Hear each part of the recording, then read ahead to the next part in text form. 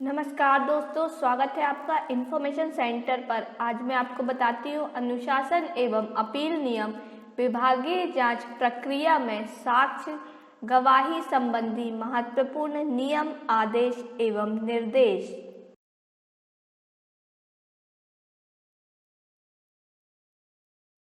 विभागीय जांच की तुलना अदालती कार्यवाही से नहीं की जा सकती है। भारतीय साक्ष्य अधिनियम की विभागीय जांच प्रक्रिया में अक्षरशः पालन ना तो संभव है और ना ही उसकी अपेक्षा की जा सकती है।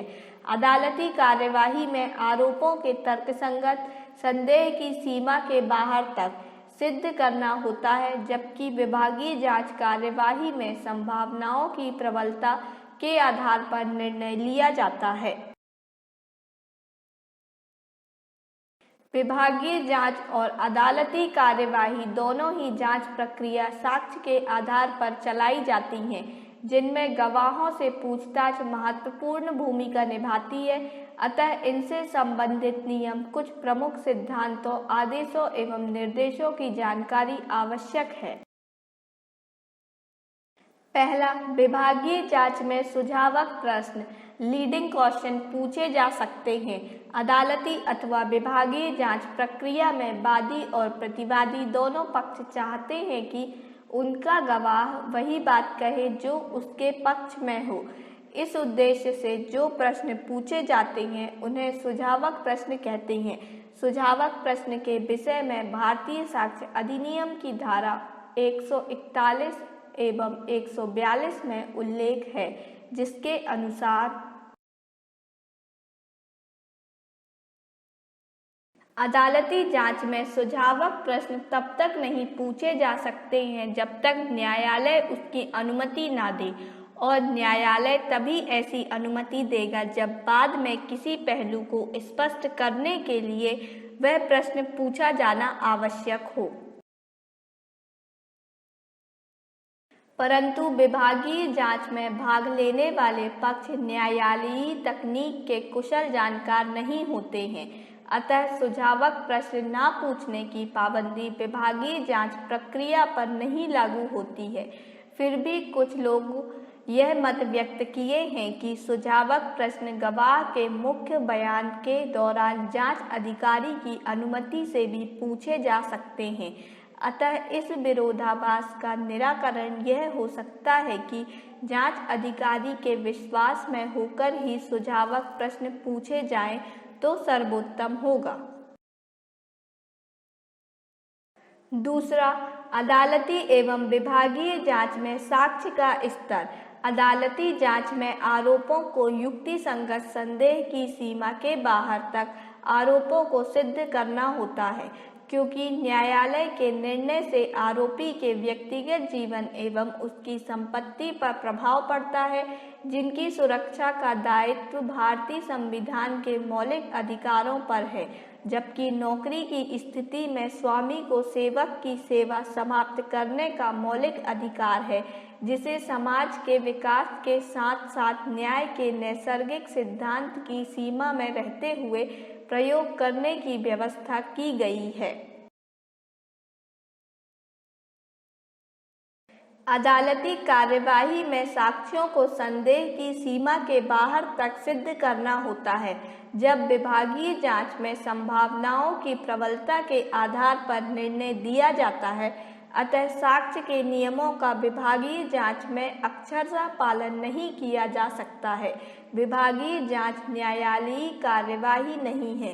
अतः यदि आरोपी पर कदाचार या अविचार के आरोप प्रबल संभावनाओं के आधार पर भी सिद्ध हो रहे हों तो उनके तर्कसंगत संदेह की सीमा के बाहर सिद्ध न होते हुए भी उसे दंडित किया जा सकता हो तो भी उसे विभागीय अनुशासनिक कार्यवाही में आरोपों के सिद्ध पाए जाने पर दंडित किया जा सकता है। यदि किसी मामले में आरोपी को उपलब्ध साक्ष्यों के आधार पर अदालती कार्यवाही में दंडित न किया जा सकता हो तो भी उसे विभागीय अनुशासनिक कार्यवाही में आरोपों के सिद्ध पाए जाने पर दंडित किया जा सकता है। अदालती कार्यवाही के फलस्वरूप कठोर दंड दिए जा सकते हैं। अतः ऐसा करने से पूर्व साक्ष्यों को कठोर परीक्षण प्रतिपरीक्षण के दौर से गुजरना पड़ता है, परंतु विभागीय जांच में वह कड़ाई नहीं की जाती है, क्योंकि बहुत मामले में अदालती कार्यवाही में हुई जान, माल अथवा प्रतिष्ठा की क्षति की पुनर्वापसी संभव नहीं है, परंतु विभागीय जांच के फलस्वरूप दिए गए दंड के बाद में क्षतिपूर्ति हो सकती है। इसी कारण न्यायालय से रिहा हो जाने के बावजूद भी विभागीय जांच कार्यवाही चलाई जा सकती है। तीसरा, केवल संदेह के आधार पर विभागीय जांच में भी दंडारोपण नहीं किया जा सकता है। संदेह और संभावना में अंतर है। न्यायालयीय प्रक्रिया में न्यायालय संदेह का लाभ देकर अर्थात साक्ष्यों की सत्यता पर संदेह होने पर दोष मुक्त कर सकता है, परंतु विभागीय जांच प्रक्रिया में संभावनाओं की प्रबलता के आधार पर ही दंडित किया जा सकता है।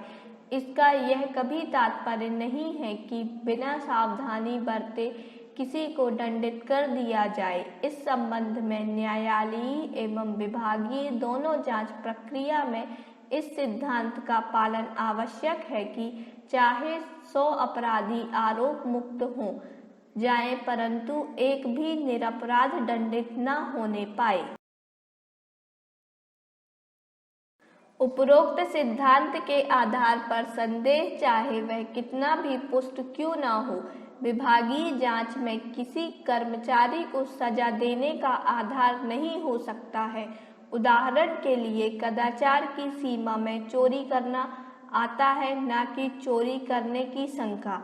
इसलिए आधार पर किसी को दंडित नहीं किया जा सकता है। शक कितना भी पक्का क्यों न हो, वह साक्ष्य का स्थान नहीं ले सकता है।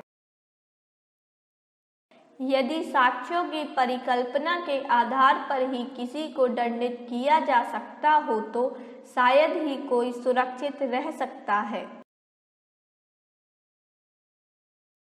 चौथा, परिकल्पना के आधार पर किसी को दंडित नहीं किया जा सकता है।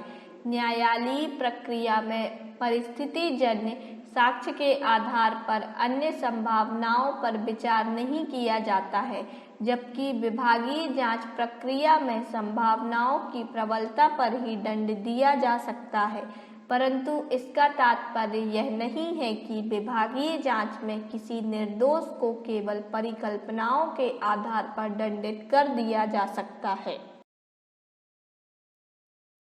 घरेलू जांच में भी मात्र संदेह को ही डोमेस्टिक इंक्वायरी भारतीय संघ बनाम साक्ष्य का स्थान नहीं दिया जाना चाहिए। RIA गोयल 1964 SC 364 विभागीय जांच में न्याय के नैसर्गिक सिद्धांत का पालन किया जाता है, जिसमें साक्ष्यों के सूक्ष्म तकनीकी पहलू की उपेक्षा की जा सकती है। प्रशासनिक अधिकारी भले ही साक्ष्य नियमों का जानकार ना हो, फिर भी वह फालतू एक्स्ट्रॉन यूएस एवं अतार्किक तथ्य के आधार पर दंड नहीं दे सकता है। यदि विभागीय जांच अधिकारी के सक्षम उपलब्ध साक्ष्य केवल संदेह की ही पुष्टि करते हों तो अपनी सारी प्रबलताओं के बावजूद भी वे दंड का आधार बनने में निर्बल होंगे। इसी प्रकार यह भी एक सर्वमान्य सिद्धांत है कि परिकल्पना सरमाइसे के आधार पर भी किसी को दंडित नहीं किया जा सकता है।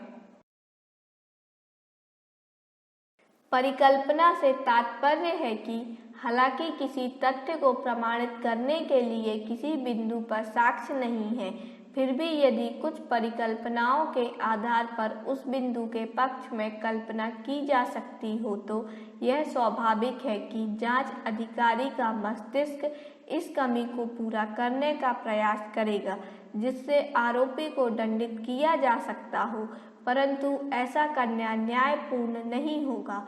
कोई भी जांच अधिकारी किसी भी आरोपी को उन साक्ष्यों के आधार पर दंडित नहीं कर सकता है जो उसके समक्ष प्रस्तुत ही ना किए गए हों। भले ही वह यह संजीदगी से महसूस करता हो कि ऐसा साक्ष्य दिया जाना चाहिए था। यदि कोई निष्कर्ष कुछ साक्ष्य पर और कुछ परिकल्पना पर आधारित हो तो भी उसके आधार पर दिया गया निर्णय अनुचित है। तर्कयुक्त संदेह के नियम का तात्पर्य है तर्कयुक्त विवेक मात्र कल्पना, संभावना अथवा धारणा के आधार पर किसी की दंडित नहीं किया जा सकता है। श्री अंडरहिलेन अपनी पुस्तक क्रिमिनल एविडेंस के पृष्ठ 33 पर लिखा है कि केवल सनक, व्हिम, आधारहीन कल्पना, सरमाइसेज या संदेह या उत्तेजनापूर्ण एवं कल्पित शक, द्वेष, कल्पना, शौक, अनिश्चित या मात्र संभावना आदि ही किसी युक्तिसंगत शक के आधार नहीं हो सकते हैं। कभी कभी परिस्थितियां भी शक पैदा कर देती, जैसे आरोपित घटना के बाद घटना स्थल से भाग जाना। उनके कारण कभी कभी गलत निर्णय ले लिए जाने की संभावना हो जाती है।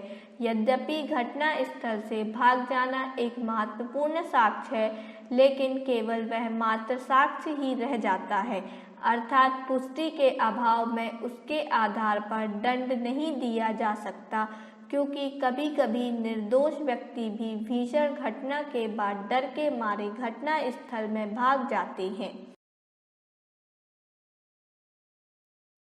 किसी अपराध के किए जाने के साक्ष्य की परीक्षण किए बिना आरोपी के उद्देश्य, मोटिव की कल्पना करना तर्कयुक्त नहीं है। यह एक विस्तृत एवं महत्वपूर्ण विषय है जिस पर जितना विचार किया जाए उतना ही कम है। यहाँ इतना ही कहना पर्याप्त होगा कि संभावना साक्ष्य का रूप तभी ले सकती है जब इन संभावनाओं को सत्य का स्थान देने के लिए पर्याप्त साक्ष्य हों, अन्यथा संभावनाएं सत्य का स्थान नहीं ले सकती हैं, चाहे वह न्यायालयीय प्रक्रिया हो या विभागीय जांच प्रक्रिया हो, और चाहे उन्हें भारतीय साक्ष्य अधिनियम की कसौटी पर कसा जाए अथवा न्याय के नैसर्गिक सिद्धांत के अनुसार संभावनाओं की प्रबलता के आलोक में मूल्यांकित किया जाए।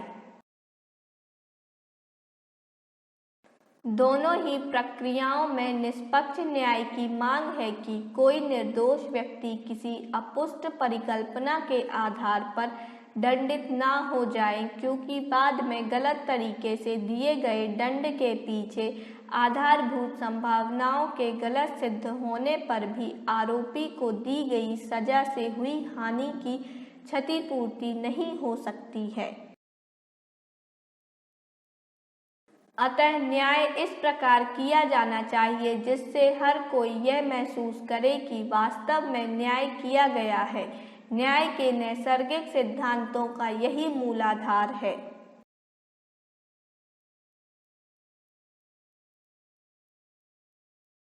हमारे इस वीडियो को एंड तक देखने के लिए आपका बहुत बहुत धन्यवाद। आपको हमारा ये वीडियो कैसा लगा हमें कमेंट बॉक्स पर कमेंट कर जरूर बताएं, और जो इस चैनल पर नए हैं वह हमारे चैनल इन्फॉर्मेशन सेंटर को सब्सक्राइब कर लें। आप हमारे वीडियो को लाइक एंड शेयर जरूर करें। धन्यवाद।